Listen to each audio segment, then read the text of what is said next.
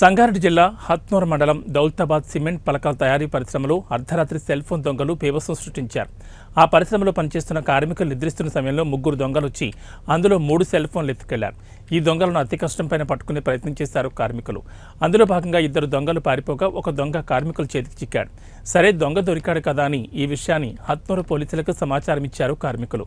సంఘటనా స్థలానికి చేరుకున్న హత్నూరు పోలీసులు కార్మికుల అదుపులో ఉన్న దొంగను తీసుకెళ్లకుండా కార్మికులనే ఉదయం పోలీస్ స్టేషన్కి తీసుకురావాలని సూచించారు. దీంతో ఆ దొంగను రాత్రంతా వారి వద్ద ఉంచుకోవడం గమనార్హం. దొంగ దొరికాడని పోలీసులకు సమాచారం ఇస్తే అతన్ని తీసుకెళ్లకుండా మా వద్దే ఉదయం వరకు ఉంచడం సరైంది కాదంటూ హత్నూరు పోలీసుల తీరుపై అసహనం వ్యక్తం చేశారు కార్మికులు. ఒకవేళ అతని వల్ల మాకేమైనా ఇబ్బంది కలిగితే ఎవరు బాధ్యత వహిస్తారంటూ పోలీసులపై ఆగ్రహం వ్యక్తం చేశారు.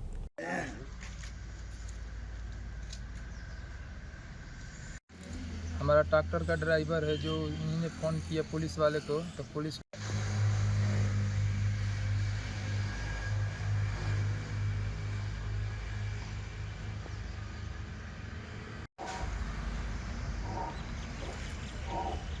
बोला सर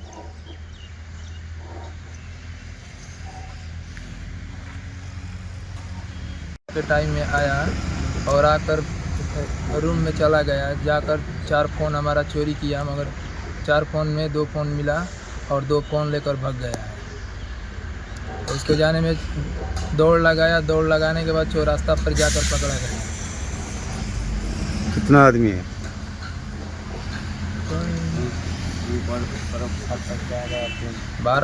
12-13 आदमी है इधर. आप लोग? हाँ, हम लोग. नहीं, चोरी वाला कितना आदमी? चोरी वाला 2 आदमी आया था. ओनली फोन लेके गया क्या? कुछ भी लेके गया और कुछ? बैग लेके गया था. बैग भी लेकर भागा था. बैग उधर फेंक दिया रास्ते में. बैग मिला? हाँ, बैग मिला. ठीक. ఏం పని? అమౌంట్ వచ్చేది అమౌంట్ కోసం వచ్చింది సార్. అమౌంట్కి వచ్చి ఇదేం పని మరి? తీసుకొని తాగినా సార్. తాగినా సార్. తాగి నాదే వెళ్ళిపోతున్నా అంటే బండి తీసుకుని వచ్చింది ఆయన బస్ స్టాండ్లో అనుకున్నాడు. నేను చూసి గీడేం అనుకున్నావు రానన్న. గీడేందుకు అనుకున్నావు ఇంటికి వెళ్ళిపోతున్నాడు రానన్న. ఆయన బంతాలం పోయిందని అన్నాడు. అయితే ఇంతవరకు నీకుంటే వచ్చినాను సార్. అతను నేను నీకుంటే వచ్చిన వచ్చి నేను అక్కడనే ఉన్నా. ఏడాన్ని ఇట్లా చూసేటి కల్లంటే ఇందులో వచ్చింది.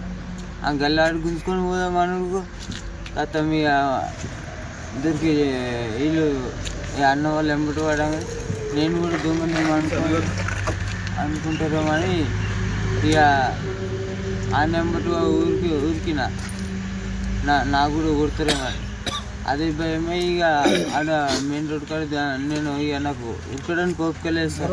అన్నం తినలేను నేను నాకు ఒప్పుకోలేదు. వాళ్ళు ఇట్లా నాకు దొరకటనే అతనికి ఎవరు వచ్చిండ్రు బండి మీద ఎత్తుకొని వెళ్ళారు సార్.